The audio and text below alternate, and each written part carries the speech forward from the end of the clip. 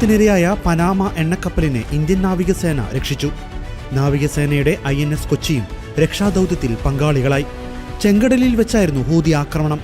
കപ്പലിലുണ്ടായിരുന്ന 22 Indian ജീവനക്കാരെ അടക്കം 30 പേരെയും രക്ഷപ്പെടുത്തി. റഷ്യയിൽ നിന്ന് ഇന്ത്യയിലേക്ക് പുറപ്പെട്ട എണ്ണക്കപ്പലിന് നേരെയാണ് ആക്രമണം ഉണ്ടായത്. 3 ബാലിസ്റ്റിക് മിസൈലുകളാണ് കപ്പലിന് നേരെ തൊടുത്തത്. കപ്പലിന് നിസ്സാര കേടുപാട് പറ്റിയെന്നാണ് US മിലിറ്ററി സെൻട്രൽ കമാൻഡ് അറിയിച്ചത്. ഹൂതി സൈനിക വക്താവ് ആക്രമണം സ്ഥിരീകരിച്ചിരുന്നു.